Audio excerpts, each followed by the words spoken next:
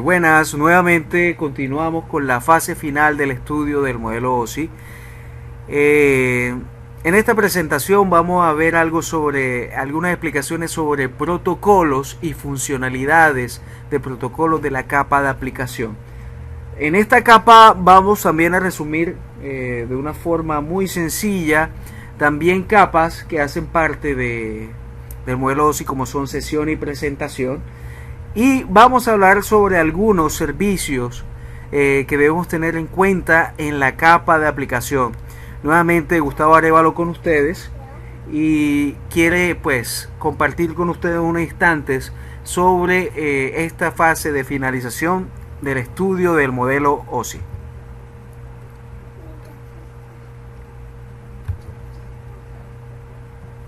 Ok. Los objetivos acá fundamentales es definir la capa de aplicación como el origen y el destino de los datos para la comunicación a través de las redes, explicar la función de los protocolos en relación con el soporte de la comunicación entre los procesos cliente, servidor, describir las funciones, el funcionamiento y la utilización de los conocidos servicios de la capa de aplicación sobre un modelo bien conocido como es TCP/IP, a través de funciones muy específicas, servicios muy específicas como el protocolo de transferencia de hipertexto HTTP, el servidor de nombres de dominio DNS y protocolo de transferencia de mail simple. Entonces, ¿para qué sirven las aplicaciones? Básicamente, cuando nosotros hablamos de la capa de aplicación, estamos delimitando la frontera entre los usuarios que quieran acceder a los servicios ofrecidos por la red, conexión de interfaz entre las redes humanas y la red de datos. Entonces las aplicaciones proporcionan los medios necesarios para generar y recibir datos que se puedan transportar de la red. Entonces existen numerosas aplicaciones que permiten a un usuario de una forma específica desempeñar una labor o un rol específico dentro de las necesidades que están dentro de un entorno de red. Entonces tengo la aplicación, tengo usuarios que están interactuando y puedo decir que es el nivel más alto de las capas del modelo OSI. Es de resaltar ya en este instante de la presentación que cada capa le presta servicios a su capa superior. La capa física le presta servicio a la enlace de datos a la red, de la red de transporte sesión de presentación. Aplicación no le presta servicio a ninguna capa superior, no existe en este caso, y simplemente delimita lo que es un entorno entre el usuario y las telecomunicaciones a través de nuestras redes. Entonces, la función de la capa de aplicación y los servicios y los protocolos en relación con la conversión de la comunicación en datos que se puedan transmitir de datos, tenemos que la red humana genere datos. Nosotros siempre estamos generando datos.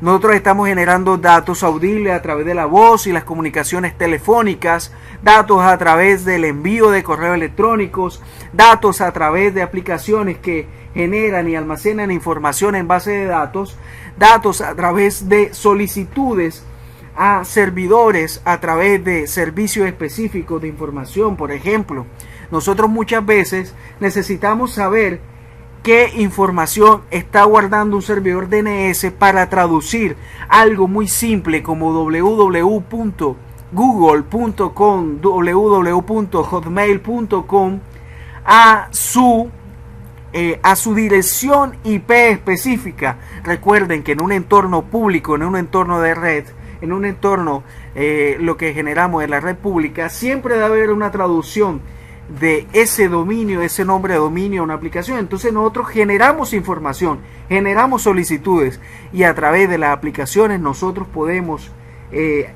retroalimentar o consultar o modificar la información.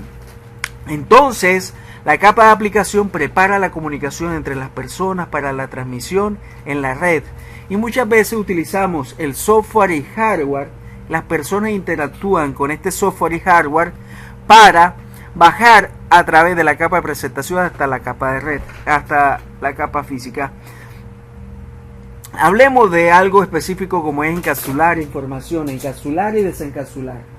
Camila. Los fenómenos de encapsular y desencapsular información es muy simple. Nosotros tenemos una aplicación como Thunderbird o como Outlook, que básicamente son software que trabajan con unos protocolos específicos para el envío y la recepción de correos. Cuando un usuario está generando un correo electrónico, lo hace a través de una aplicación que tiene bien definido algunos parámetros específicos, como son el para, una copia oculta, también tiene un asunto y tiene un cuerpo de mensaje. Estos patrones generan una estructura básica para retransmitir información que puede ser generada por información alfanumérica, ¿ok? Cadena alfanumérica. Entonces nosotros tenemos pues a través que estamos alimentando a través de Outlook una conversación, un mail. Pero ¿qué pasa? Ahí estamos hablando de datos. Ahí estamos hablando de datos que se están generando a nivel de la capa de aplicación. Pero estos datos, a través de esta estructura, que son el para o la copia oculta, asunto y el cuerpo del mensaje, deben tener un formato que pueda ser entendido a nivel de a nivel de máquina, a nivel de red, y deben tener un formato específico. Es ahí que la capa de presentación genera una tarea muy específica de codificación, encripción, compresión. Entonces en la capa de presentación ya podríamos estar hablando de formatos específicos que pueden ser leídos. Por ejemplo, un software como una aplicación como Windows Media Player puede estar leyendo formatos como son WMA, WAP, MP3. La capa de presentación está generando que existen formatos que tienen unos niveles de compresión, y que estos formatos y este tipo de formatos le da a la aplicación la característica que pueda extraer ese tipo de información. Entonces, cuando estamos hablando de capa de presentación, estamos hablando de cómo se formatea la información, cómo se comprime la información y cómo se codifica y se presenta la información de una forma pues precisa. La capa de sesión es más aquella que permite factores de cómo se inicia, cómo se administra, cómo se mantiene y cómo se finalizan sesiones entre aplicaciones. Una explicación muy sencilla con respecto a esto es que, por ejemplo, yo tengo una aplicación generada en cualquier tipo de lenguaje de programación con la estructura que a ustedes mejor les parezca, y también tiene otro aplicativo que es un contenedor que me mantiene ahí contenido, información, almacenando a través de bases de datos. Entonces, ¿qué pasa? Nosotros tenemos dos subsistemas que necesitan establecer, mantener, administrar y finalizar sesiones entre estas aplicaciones. Entonces necesito comunicar las aplicaciones con los datos almacenados en la base de datos. Es aquí donde hay un intermediario que me permite establecer sesiones, mantener sesiones y finalizar sesiones. En este caso podríamos estar hablando del código SQL que me permite pues realizar estas tareas específicas. Cuando estamos hablando de presentación y sesión, que en este caso está estableciendo una sesión entre usuario y servidor a través del puerto 25, generando que el puerto origen es un puerto aleatorio, hay una sesión establecida, y a través de ese puerto que nosotros estamos generando se va a transportar a través de TCP. SMTP utiliza TCP. Entonces estamos generando que se transporta a través de una forma confiable. Cuando ya estamos hablando de TCP, este mensaje va a ser segmentado y entonces los datos que estamos hablando o la información de encapsulación o la PDU de la capa de transporte se habla o se reconoce como segmentos. Entonces, muy importante que por favor se tenga muy claro que en aplicación, presentación y sesión estamos hablando que la PDU o el nombre es igual referido a datos. En la capa de transporte segmentos. Cuando llega a la capa de red, hay una dirección destino a través del dominio al cual se le quiere enviar esa información. En este caso, por ejemplo, si van a enviarle una información a comunidatos o redes nalco @gmail @hotmail, hotmail.com hace referencia a un dominio que será traducido a través de un servidor DNS a través de los registros existentes de mail a una dirección específica o un grupo de direcciones. Entonces este mensaje a través de la capa de red va a tomar la determinación hacia dónde debe dirigirlo y conmutarlo. Acá ya estamos hablando de paquetes. Cuando llegamos a la capa de enlace de datos, quita la información de la capa de red, dejando la información de la capa de enlace de datos, y esta, dependiendo al medio que está llegando, ya sea un enlace WAN o un enlace LAN, se va a encapsular teniendo en cuenta la información. Esto pues lo expliqué muy bien en todo lo que tiene que hacer referencia a la capa de enlace de datos. Se quita la información, se desencapsula. Ya en la capa de enlace de datos hablamos de tramas para llegar a los bits, que es la parte más baja del modelo OSI. Si yo comparo pues el modelo OSI versus el modelo TCP/IP, las capas de aplicación, por eso en este caso no hablé de un capítulo para presentación y sesión, me basé en el modelo TCP/IP. La capa de aplicación básicamente agrupa funciones del modelo OSI como son aplicación, presentación y sesión. La capa de transporte del modelo TCP/IP sigue comportándose de la misma forma. Simplemente pues acá trabajamos con TCP/UDP. La capa de red en este caso se convierte en la capa de internet, y la capa física y de enlace de datos es lo que nosotros conocemos como el acceso de red. Entonces estas capas que estamos haciendo acá referencia hacen parte de lo que son la comunicación entre redes y capa de flujo de datos. Sin embargo, las capas superiores o capa de aplicación, estamos hablando de capas de aplicación, capas que generan más información de datos hacia aplicaciones. Entonces, debemos tener en cuenta aplicaciones en la red de datos. Entonces, nosotros debemos identificar cuál es el protocolo de network, quien identifica las distintas propiedades para el mensaje. Entonces, yo puedo tener una red múltiple donde tengo varios servicios. En este caso, puedo tener el segmento de servidores conocido como la granja de servidores, donde tengo un servidor de resolución de nombre de dominio llamado DNS, servicios de establecimiento de sesiones de administración remota como lo son Telnet. Por favor, tratemos de no usar Telnet y utilizar un protocolo de administración remota como lo es SSH. En este también caso podemos tener un servidor de correo electrónico, un servidor de email que puede manejar POP3 o IMAP, puede manejar SMTP para el transporte simple de los correos electrónicos.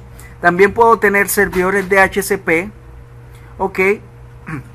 que básicamente me permiten asignar de una forma dinámica la dirección IP. Por ejemplo, usted llega a un sitio, a un centro comercial que tiene una zona libre o zona Wi-Fi, y entonces usted prende su portátil y usted no tiene que configurar la dirección IP, simplemente se conecta a una AP, a un access point, a un punto de acceso, y ese punto de acceso generalmente a través de un servicio que tiene instalado un servidor de DHCP le ofrece a tu laptop la posibilidad de tener una dirección IP. Esto es lo que nosotros conocemos como servidor de DHCP, para que a nivel de capa de red podemos comunicarnos. Podemos tener un servidor web basado pues en tecnologías como son las de Microsoft, como son IIS, Internet Information Server, un servidor Apache, Tomcat. Son diferentes tipos de servidores web que me van a permitir alojar contenido de páginas web que me permiten pues manejar pues todo lo que es una plataforma web. Si yo quiero hacer transferencia de archivos, pues voy a estar utilizando lo que conocemos como protocolo de transferencia de archivos. Simplemente pues a través de este servidor yo puedo almacenar o obtener información, transmitir archivos de una forma segura. Todos estos protocolos que estamos hablando acá son protocolos orientados a conexión. DNS tiene una particularidad, que es un protocolo que puede ser transportado por TCP y a su vez también podría ser transportado por UDP. ¿Cómo son las funciones de los procesos cliente-servidor a través de la red de datos? Pues básicamente un esquema de modelo cliente-servidor, pues básicamente tengo peers o hosts que están haciendo solicitudes dirigidas hacia un recurso. Y en los servidores pues nosotros estamos almacenando recursos, se almacenan los recursos para ser brindados a quien lo solicite. Entonces nosotros tenemos que un cliente es una combinación de hardware y software que las personas utilizan de forma directa para hacer solicitudes de servicios. Veremos un poco la currícula sobre los esquemas que podemos estar manejando y los diferentes modelos. Entonces decimos por definición que el modelo cliente-servidor, el dispositivo que solicita información se denomina cliente y el dispositivo que responde a esta solicitud se denomina servidor. El proceso de cliente y servidor se considera una parte de la capa de aplicación. El cliente comienza el intercambio solicitando los datos al servidor, que responde enviando uno o más strings de datos al cliente. Los protocolos de capa de aplicación describen el formato de solicitud de respuesta entre clientes y servidores. Por ejemplo, hay un proceso de descargar y hay un proceso de subir. Yo puedo solicitar descargar información o hacia un servidor cargar información. Pues básicamente los servidores son una mezcla de hardware y software que me permiten de una forma, tienen una arquitectura un poco más robusta que me permite pues tener un equipo apto para trabajo continuo, para trabajo constante, trabajo fuerte, para trabajo que me va a permitir montar unos servicios.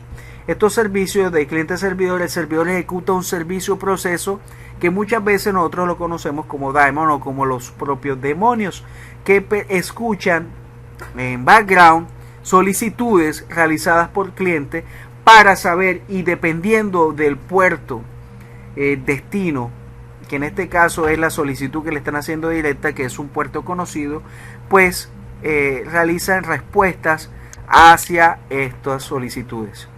¿Okay? También existen otros modelos como son los modelos punto a punto. Básicamente un modelo punto a punto también me permite pues tener una red comunicada entre un punto que puede ser un servidor de impresión, un cliente de archivo y cualquier tipo de cliente, y entre ellos que hay un intercambio directo entre ambos dispositivos, se consideran iguales en el proceso de comunicación. Es una comunicación entre dos dispositivos iguales. ¿Ok? Una red entre pares, dos o más computadoras están conectadas a través de una red y pueden compartir recursos. Por ejemplo, una red entre pares, podemos hablar de redes que comparten impresora, archivos, sin tener un servidor dedicado. A cada dispositivo final conectado, conocido como punto, puede funcionar en algún momento como servidor o como cliente. Es lo que nosotros conocemos acá, aplicaciones punto a punto y redes entre pares. Vamos a hablar un poco sobre los protocolos. Por ejemplo, ya lo vamos a la diapositiva nuevamente. Nosotros tenemos un servidor de nombres de dominio. Este servidor de nombres de dominios me permite hacer una resolución como esta. Si yo quiero entrar a la página, un nombre sencillo a utilizar como www.cisco.com, este nombre debe estar alojado en un servidor DNS con un registro que, bueno, podemos tener diferentes tipos de registro, como un registro autoritario, un registro como tipo A, que me va a permitir decir el dominio específico corresponde a la dirección IP pública específica. Entonces el servidor DNS, cuando recibe una solicitud directa o una inversa, lo que va a traducir es el nombre de dominio a su IP o la IP a su nombre de dominio. En este caso, cuando hay una solicitud de www.cisco.co al servidor DNS, este va a mirar entre sus registros la correspondencia directa del dominio con la dirección IP. Ok. De esta forma se envía la dirección IP y de esta forma ya sabe cómo comunicarse o traducir esta dirección.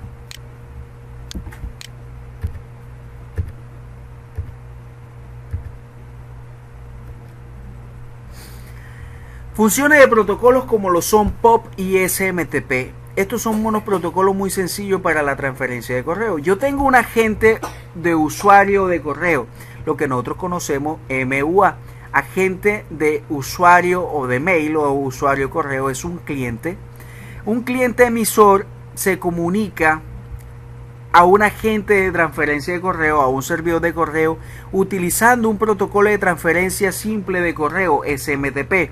Este protocolo de transferencia de correo simplemente va a transportar de la solicitud que genera un Thunderbird, un Outlook, hacia el agente de transferencia SMTP a través de este protocolo que generalmente y específicamente tiene un puerto definido como es el SMTP. Este agente de transferencia, que es lo que se conoce como un MTA, reenvía este mail a través de este mismo protocolo SMTP de pronto a otro servidor donde es el destino. Imaginemos que estemos en un dominio y estamos tratando de enviarle un mail que está alojado en otro dominio. Pues hay una transferencia a este servidor, este reconoce que debe volver a transferir este correo, lo reenvía a través de SMTP. En este caso este servidor podría convertirse en mi servidor de correo y este servidor el servidor de correo externo. En este caso este se almacena en este servidor. Entonces un agente de usuario MUA utiliza un protocolo como el POP para descargar o para entregar utilizando un agente de entrega de correo como es MDA. En este caso podríamos estar utilizando POP para entregar este correo que está en este casillero y descargado hacia el usuario de correo.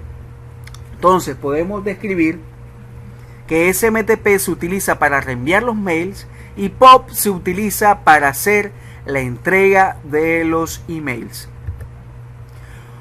Otro protocolo es un protocolo de administración. Este protocolo se conoce como Telnet. Telnet ya es un protocolo no muy utilizado y ha sido reemplazado por SSH. SSH es un protocolo que me permite, al igual que Telnet, administrar de forma remota servidores, dispositivos de red como son switches, routers, servidores como Linux, por ejemplo, un servidor Windows. Podríamos nosotros, si activamos estas funcionalidades, podríamos obtener pues la administración. ¿Por qué de cuidado la utilización de Telnet y mejor utilizar SSH? Porque Telnet es un protocolo orientado a conexión, o sea, es transportado por TCP. Ese no es el problema. El problema es que Telnet, toda la información, como necesita, ya sabemos que TCP necesita establecer una conexión, Telnet hace ese proceso de sincronización en texto claro. Y para utilizar Telnet yo necesito pues una IP destino, que en ese destino está habilitado Telnet, y tener un usuario y una contraseña válida para establecer la sesión. Este establecimiento de sesión se realiza a través de texto claro. Significa que el usuario y la contraseña y toda la información que se haga a través de Telnet viaja en texto claro. Si yo utilizo un sniffer y capturo esa sesión, pues simplemente podré estar capturando pues todo lo que se hizo en la sesión, pero algo más grave es el usuario y la contraseña. Y recuerden que a través de Telnet nosotros podemos hacer cambios estructurales en los sistemas administrados. Por esa razón es necesario, quiero afianzar algo. Telnet utiliza el puerto 23, es transportado a través de TCP y puede ser reemplazado y mejorado a través de un protocolo llamado Security Shell. Este Security Shell es el protocolo SSH que utiliza el puerto 22, pero a diferencia de Telnet la información viaja encriptada. Sin embargo, SSH maneja dos tipos de versiones 1 y versión 2. Se recomienda que la versión 2 sea la utilizada porque la versión 1 tiene ciertos parámetros que la convierten en un protocolo también vulnerable. Entonces, Telnet y SSH proporcionan una forma de utilizar una computadora, conectarla a través de la red para acceder a un dispositivo de red, como si el teclado y el monitor estuvieran conectados directamente a ese dispositivo y administrarlo. Hay otros protocolos para para compartir archivos en un ambiente basado en Microsoft, que es el protocolo de funciones SMB. Este protocolo me permite recibir respuestas SMB y solicitudes hacia servidores que me permiten compartir recursos compartidos como en Microsoft, como son sistemas de archivos, o sea, hacer carpetas compartidas, impresoras, ranuras de correo. Algo muy parecido en sistemas como Linux es lo que nosotros conocemos como Samba, que me permite manejar todo lo que son recursos compartidos, impresoras compartidas, unidades de disco compartidas, información compartida. Entonces, SMB es un protocolo de solicitud y respuesta y cliente-servidor. Los servidores pueden poner sus recursos a disposición de los clientes en la red. Hay algunas funciones de los protocolos como Gnutella y la función que cumple el soporte de servicio peer-to-peer. Pues básicamente, ustedes más que yo conocen este tipo de sistemas. ¿Quién de ustedes no ha trabajado con Ares? ¿Quién de ustedes no ha trabajado con sistemas como Torrents, BitTorrents? Que básicamente permite generar una red grande donde puedo estar generando redes peer-to-peer. Generan conexiones con otro peer que pueden obtener la misma información y podemos tener a través de los diferentes peer alimentando de una forma más ligera un único archivo, en este caso, en este ejemplo, Meson.mp3.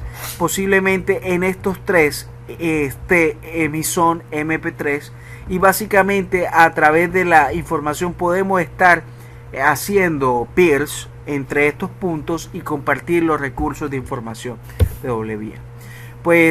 Básicamente con esto termino la explicación de la capa de aplicación, algunos protocolos muy conocidos como email, HTTP, DNS, SMB, DHCP. Sin embargo, debemos ahondar un poco más en el estudio de la capa de transporte sobre el protocolo orientado a conexión, puertos y su nombre llamado en la capa de aplicación. Por ejemplo, ya debemos buscar estar en la capacidad de saber qué protocolo HTTP si es transportado por UDP o TCP y qué puerto utiliza.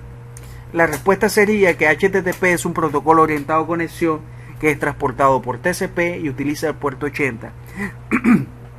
Ya nosotros debemos empezar a entrar en la capacidad de reconocer puertos con los nombres de las aplicaciones y sobre todo conocer si estos son transportados de manera confiable o no, o sea, sobre TCP o UDP. Hemos descrito los procesos que generan en la capa de aplicación. Espero que haya sido de gran ayuda. Con esto estamos resumiendo todo el estudio del modelo OSI, algo de TCP/IP. Es muy importante tener en cuenta que el modelo OSI y su estudio abarca más allá que un concepto que hemos dado. Simplemente acá hemos ahondado en pequeños conceptos que generan que el estudio del modelo OSI sea un poco más estructural y podemos ver que existen muchas características que podemos utilizar a través de este modelo. Espero que estas videoclases generadas sean de gran colaboración para su formación, y pues nos seguiremos viendo. Me gustaría que complementara esta información con el estudio del material y generen pues un banco de preguntas de las cualquier inquietudes que tengan sobre las diferentes videoclases. Le habló nuevamente Gustavo Arévalo, muy agradecido de estar nuevamente con ustedes, esperando pues la recepción de la información de una forma positiva. Saludos y hasta una próxima ocasión.